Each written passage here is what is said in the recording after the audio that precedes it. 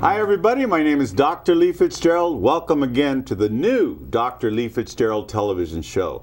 And right now I want to introduce my special host, Mary Joy. How are you doing, Mary? I'm doing great. You're a little under the weather today, but still you're here, and no matter what, that's one thing about you. You never give up. You'd be real sick and you'd still be here. So I want you to know that I appreciate that. Well, thank you. Anything very you much. need to say before I introduce the guest?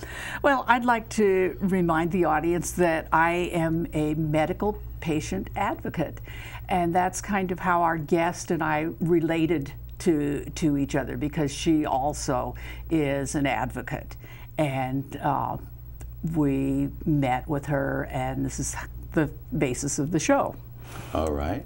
And now I will love to introduce Maureen. Did I get your name right? Yeah, you did. Maureen Dunn Vasquez. And yeah, Mexican Vasquez. Irish. You got Mexican and Irish. What a combination, man. Yeah. And I remember, I'm going to talk about your hubby just for a second. Okay. Because I did a wonderful show with him, I don't know how long ago, it doesn't matter, but it was a while ago, and he was running, guess what, for governor of California.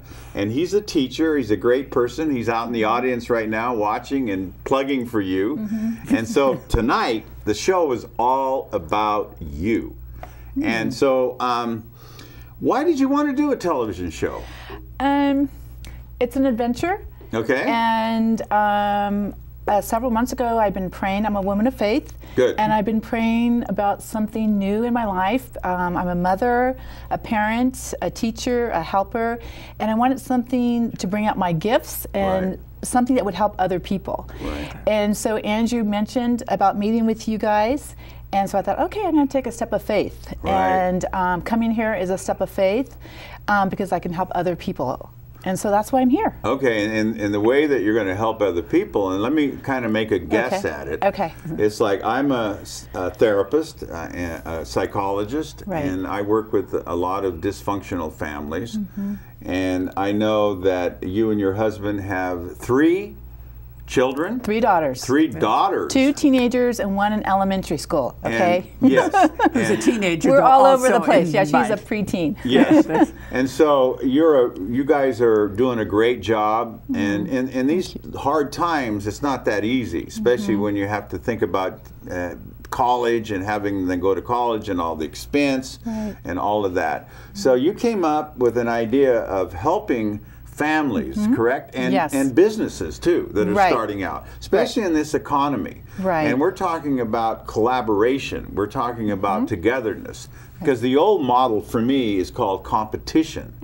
And competition means lack of. There's not enough of. It's like I used to really get upset when there's only 1 winner and there's 10 losers. And our idea now, as a therapist and as you as a human being wanting to give your gifts out, you want to help families and businesses. Help how? How would you do that? One of my gifts from all these years, I just turned 50. I'm a lively 50-year-old. I'm 50. I'm full of fun.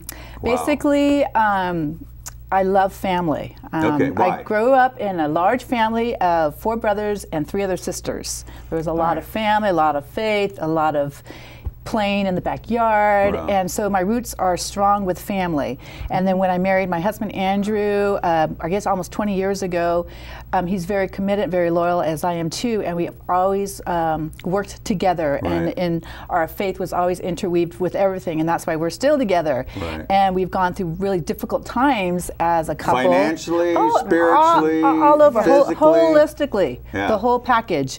Because after you have a child, I had postpartum, I had nobody to talk to, I didn't have a mentor, and then I'm just going off to work, trying to support the family. You know, he gets a pink slip because he's a teacher. What do we do? Well, you know, we had to humble ourselves and ask the Lord help us, and then make good decisions for our family. It's easy to run, but you know, we had to deal. And one of my priorities is faith, family, and fun. It's just line it. Faith, family, and fun. And when you line it up that way, sometimes you kind of want to veer to the right. You're like, wait, again, what's your priority? Faith, family, and fun. Okay. This is part of my fun, but what I want to do to answer your question is I want to love on people. I just started a new business. It's Vital Link, and it's about linking towards other people, parent, child, teenagers, advocating for families, marriages, parents and families that have children with special needs. I just have a passion for family all around. Now you say special needs. Can you kind of explain that? So when you're ADHD and Asperger's, autism. I'm not a specialist, but I have a yearning to help parents, to encourage them and to empower them. Those are my loves, is to empower and encourage families that you're doing a great job. You're doing what you can do. If you need resources, let's find you some resources. Let's help you out. I want them to be successful. Right. And part of your business is resources. Yes. Is making people aware of resources, because I find that there are people out there who don't have the biggest idea how to begin to ask for something, to what's out there, and that's something that's very needed. Can you give an example? If you can, I'll give a great example. You want me to? About not knowing where the resources are. Go ahead. Okay. Mr. Takeover, right? Take it over for right now. I told you you'd have to shut me up. But anyway, no, all kidding aside, I have and without giving any names out, I'm working with a family, and this little boy is 13 years old, and he had gotten in a lot of fights, and so they kicked him out of school. Well, you can imagine a little boy being kicked out of school at age 13.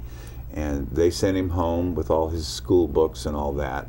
And he's having a rougher time because he needs structure. Yeah. And the family really are looking for help. The school's not helping him. The school just said, get out. Yeah. And so that would be a good example, for example. How would you deal with that type of a situation? Well, in that situation, I don't know if is that a good example? There's all kinds of examples. Okay. I mean, that's a living proof of family needing to be heard. Okay, you listened to them, being attentive and just listening, parent to parent.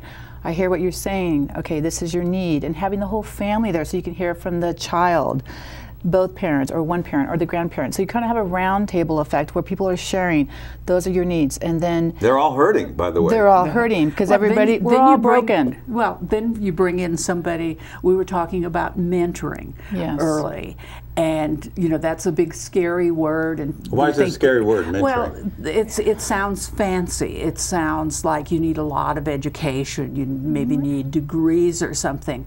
But anybody can be a mentor.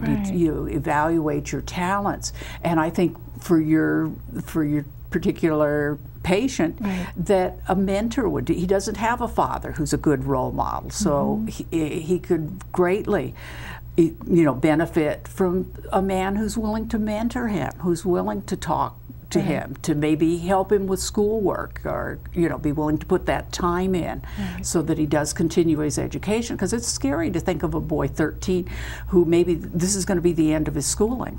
Right. And usually when somebody has a crisis, they block because they don't have the tool chest of skills. So when you bring in people, the mentor or a counselor or somebody to help advocate at the school for the son, then they're coming together with positive tools. And so they can move forward as a family. As a family individually and also as a group. Right, because right now they're blaming each other for their dysfunctionality rather than looking for solutions. Then in order to move forward, you have to take responsibility as an adult and make some decisions. Do you want to stay here or do you want to move forward? Yeah. Whatever you're doing right now, it's not working, so we're going to have to move forward. Yeah. So, I mean, you can give information to people, but they have to be willing to be open and implement it so they can make change for success. Yeah. And it takes time. It's going to take time. That's very good answers from both of you, but I want to get back to your life. This is your show. And the first thing, before we get into your childhood,